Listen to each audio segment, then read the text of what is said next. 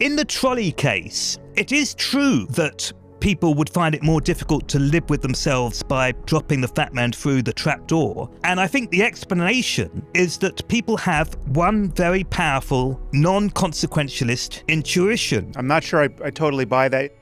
I'm here with David Edmonds. David, thanks for joining me again. Thanks for having me back. So, David, you have a new book, which I really enjoyed. It's titled Death in a Shallow Pond, A Philosopher, a Drowning Child, and Strangers in Need. And you've written it's kind of a short bio of the philosopher Peter Singer, who's also been on the podcast several times, and of the effective altruism movement that he has spawned, along with Will MacAskill and Toby Ord, who've also been on the podcast several times. But it's also a great history of moral philosophy in the analytic tradition. So I just want to track through the book, really, because I think the virtues of effective altruism, as well as its the concerns surrounding it, are still worth talking about. And I think just the core concerns of moral philosophy and how we think about doing good in the world are really of eternal interest, because it's not at all clear that we think about these things rationally or effectively or normatively in any other way. So, but before we jump in, remind people what you do, because you and I've spoken before, and you have your own podcast. But where can people find your work generally, and what are you tending to focus on these days? Gosh, well, I had a double life as a BBC journalist and a philosopher. I've given up the BBC bit, so it's all philosophy from now on. Nice. I've got a podcast called Philosophy Bites, which I make with a colleague, a friend called Nigel Warburton. And yeah, I now write philosophy books, and I'm linked to a centre in Oxford called the Uhiro Institute, which is a centre dedicated to the study of practical ethics, applied ethics. So yeah, those are the various strings to my bow. So why did you write this book? Why did you take the angle you took here? Oh gosh, I mean, there's some prosaic explanations for why I wrote the book. I just written this biography of a guy called Derek Parfit, who, as it happens, Peter Singer says is the only genius he ever met. And so I was thinking, I had such fun writing that book, and he was such an extraordinary character. I thought maybe I'll have a go at writing another biography. And Peter Singer is probably the most famous philosopher alive today. So I wrote to Peter and said, how about I write your biography? And he said, no, thank you. So then I thought I'd write a book about the history of consequentialism, which interests me. And that would be a book that covered Bentham and Mill and Sidgwick and all the way up to Parfit and Singer. And then I was sort of daunted by the prospect of that. That was an enormous task. And then I thought what I'll do is I'll cover those subjects just through one thought experiment. I'd written a book about 15 years ago called Would You Kill the Fat Man? Which was a very similar kind of book. It was a biography of probably the most famous thought experiment in moral philosophy, which is the trolley problem. And Peter Singer's thought experiment, which we're going to talk about, I hope, is probably the second most famous thought experiment in moral philosophy, but I would say much more influential than the trolley problem. So anyway, that's what got me into the subject. Yeah. Well, so I think we should start with the thought experiment, which as I've spoken to Peter and other philosophers on this topic before, it'll be familiar to people. But I think we can't assume everyone has heard of it. So we should describe the thought experiment. But before we do, perhaps we can discuss thought experiments themselves for a minute or two, because even the act of entertaining them is somewhat controversial. What's the argument against thought experiments? I guess give me the for and against what we're about to do here. Well, thought experiments covers an enormous range of subjects. So there were thought experiments in every area of philosophy. There were thought experiments in the philosophy of mind. There were thought experiments in the philosophy of language. There were thought experiments in epistemology. And there were thought experiments in moral philosophy. And the objections to thought experiments tend to be directed particularly at thought experiments in the moral realm, I would say. So, for example, in the area of consciousness, there's a very famous thought experiment called the Chinese room. Um, there's another famous thought experiment when people argue about physicalism and whether everything is physical, and that's a thought experiment called What Mary Knew. Yep. And on the whole, they are contentious and they're very heavily debated, but they don't arouse the kind of suspicion, I think, that many moral thought experiments arouse. And the reason that moral thought experiments arouse suspicion, well, there are many reasons, but one is people just say that our moral intuitions are not built for weird and often wacky scenarios. They're built for normal life, real life. And the problem with thought experiments is that they are often very strange, very artificial. And so we shouldn't trust our intuitions. And I would say that would probably be the main objection to them. I mean, the response to that is there's a very good reason why they are artificial. The whole point about a thought experiment is you're trying to separate all the extraneous circumstances and factors that might be getting in the way of our thinking. Yeah. And you're trying to kind of focus in particular on one area of a problem. So you might have a thought experiment where there are two scenarios which are different, except for the fact that one has a particular factor that the other doesn't have. And the point is to try and work out whether that factor is making a difference or not. And often you can only do that if you create a very artificial world, because the real world is not like that. The real world is just full of muzak and noise and complications. And so the thought experiment is designed to simplify and clarify and try and get at the nub of a problem. Yeah, I mean, it's a kind of conceptual and even emotional surgery that's being performed. I mean, you change specific variables and you look at the difference in response. And yeah, again, as you said, this is often it can often seem highly artificial or unlikely because you're looking for the pure case. You're looking for the corner condition that really does elucidate the moral terrain. Um, Right. I think we should describe both thought experiments here. I think because I think there's an analogy between a common response to the trolley problem and what's happening in the shallow pond as well. So, but before we dive into the shallow pond, I guess pun intended, describe the trolley problem case and how it's used. Well, the main trolley problem case goes like this. You are to imagine that there is a runaway train. It's careering down a track. There are 5 people tied to the track.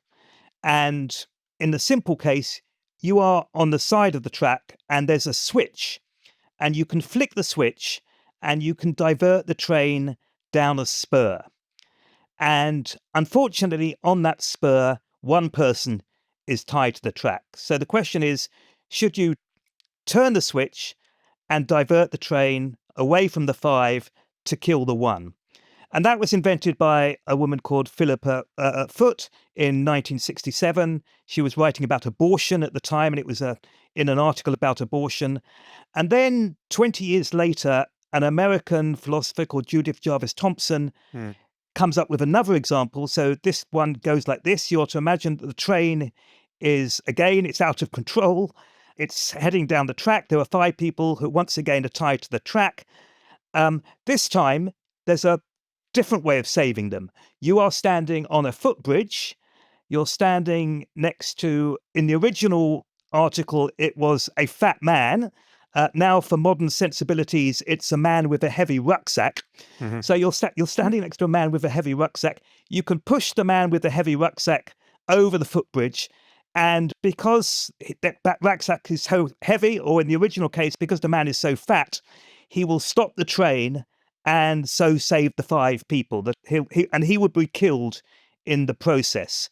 And the puzzle that Judith Jarvis Thompson asks us to grapple with is that she seems to think that in the first case, you should turn the train to save the 5 and kill the 1. But in the second case, you shouldn't push the fat man, or you shouldn't push the man with a heavy rucksack to save the 5. at the cost of the one. And that was her intuition. And it's been tested all around the world. It's been tested on men, it's been tested on women, it's been tested on the highly educated, on the less educated, it's been tested in different countries. And on the whole, almost everybody thinks that in the first case, it is right to turn the train. And in the second case, it's wrong to push the fat man or the man with a heavy rucksack. And so the puzzle in this thought experiment is to explain why.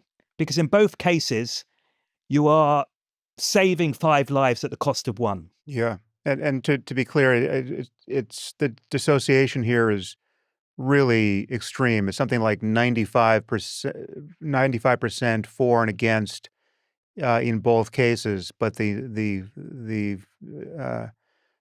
groups flip, right? So in the case where you just have to flip a switch, which is this kind of anodyne gesture of you're touching something mechanical that diverts the train onto the other track, killing the one and saving the 5, 95% of people think you should do that.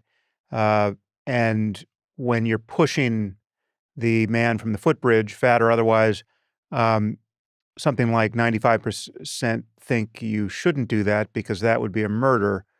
And I often have thought that there's a kind of a lack of homology between these two cases because I at least in my imagination, people are burning some fuel trying to work out whether pushing the fat man really will stop the train, right? There's kind of an intuitive physics that seems implausible there. But leaving that aside, I think the big difference, which accounts for the difference in behavioral or experimental result, is that when people imagine pushing a person to his death, there's this up close and personal, very affect-driving image of actually touching the person and being the true proximate cause of his death. Whereas in the case of flipping the switch, there's this mechanical intermediary, and you're not having to get close to the person who's going to die, much less touch him.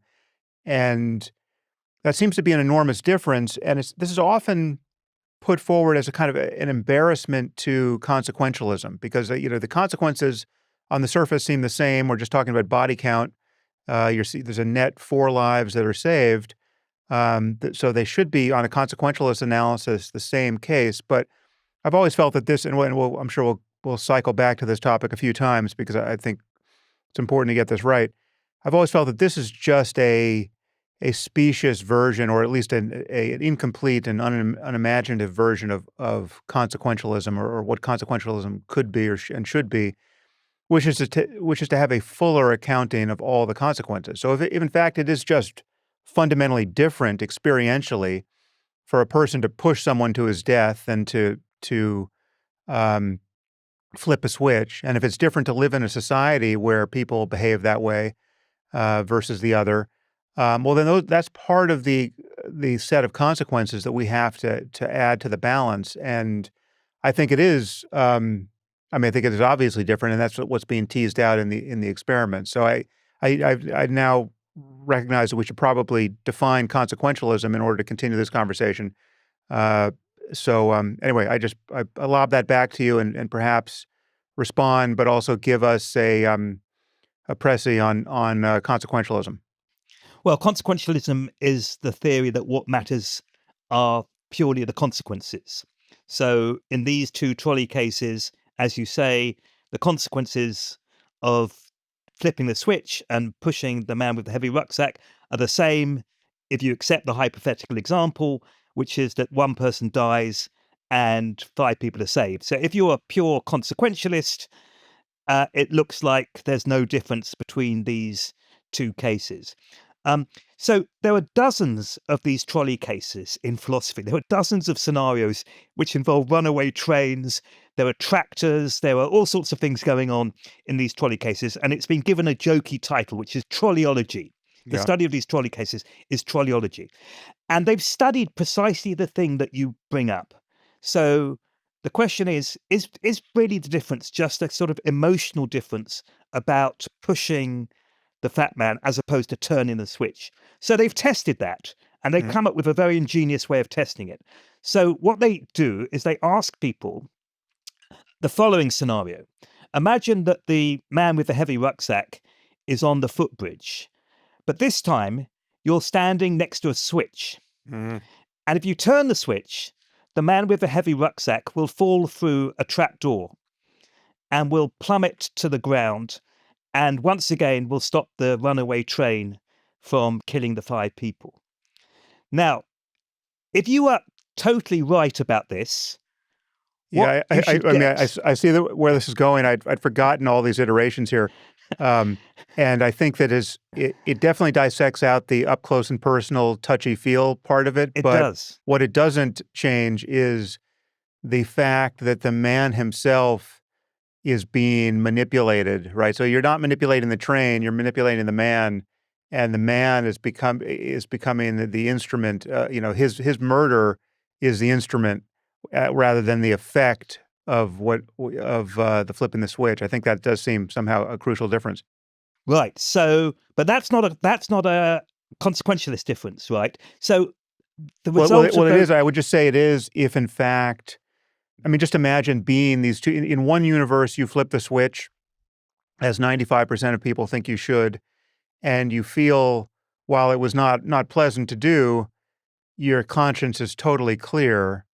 In another universe, you flip the switch to the trap door and watch this man fall to his death and stop the train, um, and you can scarcely live with yourself because of the psychological toxicity of having had that experience.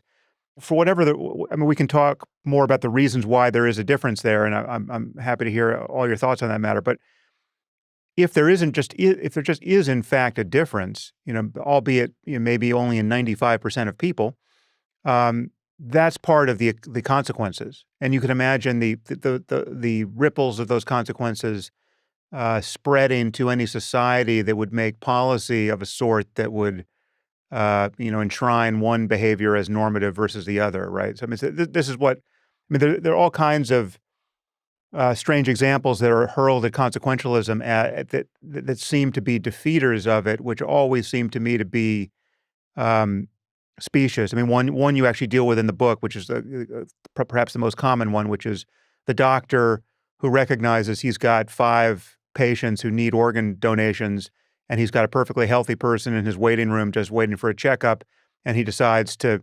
euthanize this person and distribute his organs to the waiting 5, saving a net 4 lives.